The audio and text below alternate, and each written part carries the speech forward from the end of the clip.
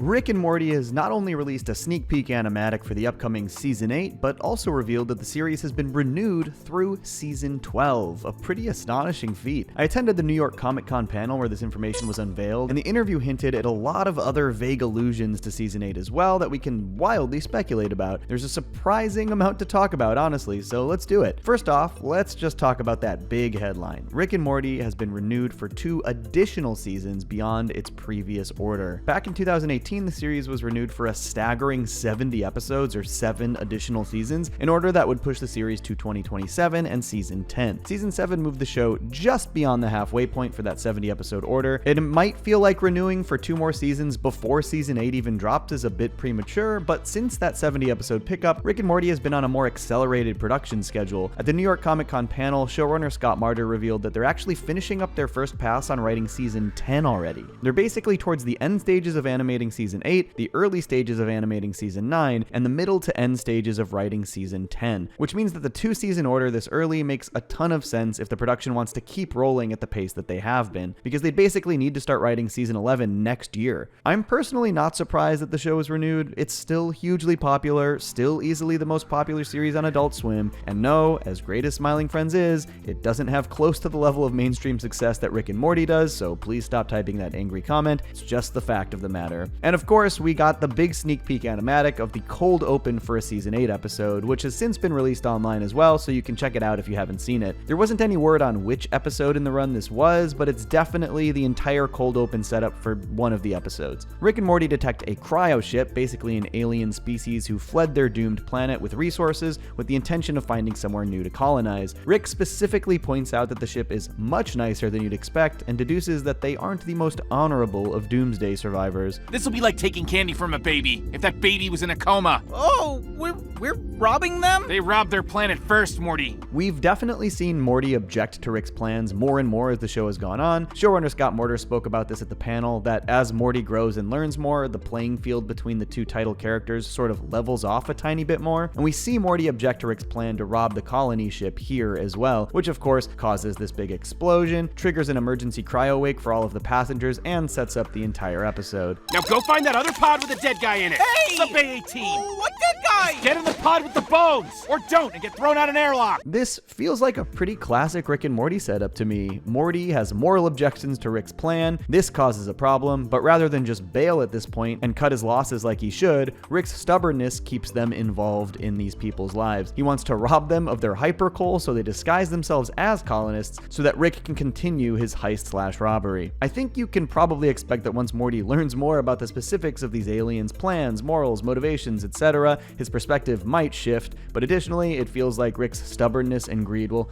likely be punished here as well in some way. That's the Rick and Morty formula I know, at least. But who knows, maybe they'll subvert it. And I love that this is just sort of a classic sci-fi trope being explored again. Sometimes it feels like the longer Rick and Morty goes on, the less classic sci-fi stories like this we can get, but we've never really explored the idea of a colony ship from a doomed planet, and with the title duo having to blend in to learn more about their culture and or pull off this heist, that's like classic Star Trek territory. This could be a fun one. There was no official word on when Season 8 will release specifically, though Scott Marder did say something like Season 8 will be releasing before too long, based on this vague allusion and the fact that we were shown just an animatic for Season 8, which is the last step before actual animation. I think it's safe to assume that the new season will release either summer or fall 2025. My bet is like late summer, maybe August, but it will likely also depend on Adult Swim's scheduling strategy, so we'll see as the year unfolds. The panel also included some very thoughtful questions for the cast and crew from the moderator, Perry Nemiroff, and we got some very interesting tidbits on what to expect in Season 8. When asked about what most excited them about their stories in the upcoming set of episodes, new Rick voice Ian Cardoni talked a bit about what excited him most about his sophomore season of the show, namely that he's excited to perform as more of the alternate versions of Rick's, like we've seen in previous seasons. I saw this as much less of a hint of what's to come in the new season, since we generally expect to see alternate Ricks and Mortys, but definitely speaks to Ian's excitement to add varied performances in a way he didn't didn't get to in season 7. However, this question led to a cavalcade of other actors basically saying, "Oh yeah, same here, me too," about playing alternate versions of themselves. Sarah Chalke in particular really intrigued me. She talked about finding the subtle differences in her performances between Beth and Space Beth, but the way she spoke about her season 8 storylines, it sounded like she was implying that we will see an additional version of Beth that she found particularly rewarding to perform, and also dropped that this would take place in the second episode of the season. Obviously, Rick and Morty is no stranger to alternate versions of their characters, even outside of the whole multiverse angle. We've seen the toxic versions of Rick and Morty, the Knight family versions of the entire Smith household, Beth and Space Beth, of course, clones who have gone on drastically different paths. The list goes on. However, as far as Beth goes, the biggest differences we've really seen are Beth and Space Beth, where alternate universe versions have been pretty scarce or not particularly different in any noteworthy way. So for Chalke to be excited about the performance she gave as a new Beth, that's exciting to me too. And even more intriguing, when the cast was asked what character challenges theirs the most this season, Sarah Chalke said that Beth challenges Beth the most. Now, it's Rick and Morty, so that could mean Beth literally challenges herself, it could mean Space Beth challenges Beth, it could mean a new version of Beth challenges Beth. So with this show, these are maybe the least specifics we could possibly get, but you know,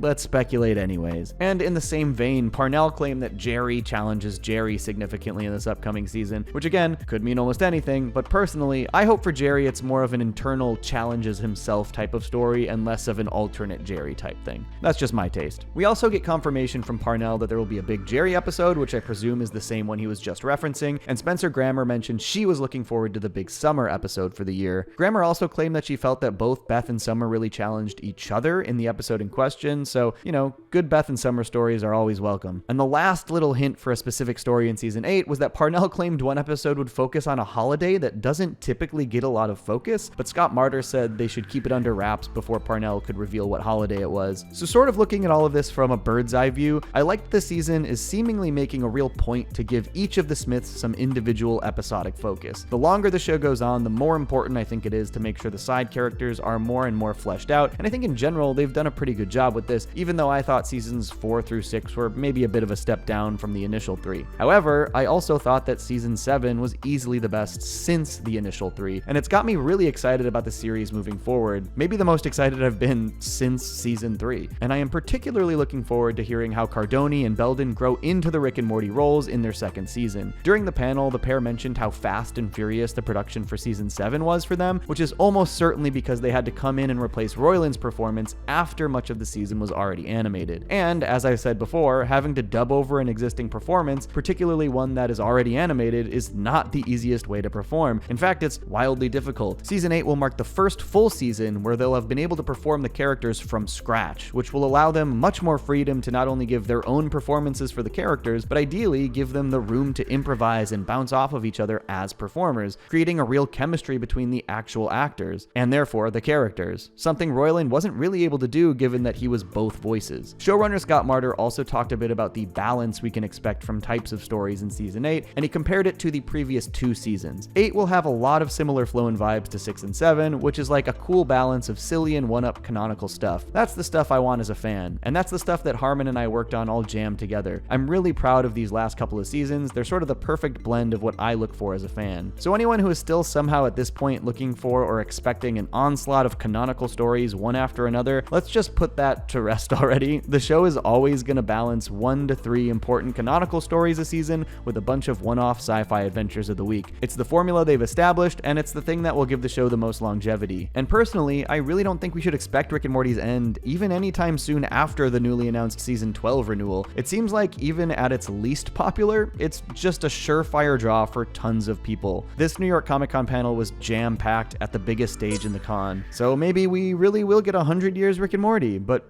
honestly, my money is on like maybe 20 seasons. We'll see. Alright, that's all I got. Peace.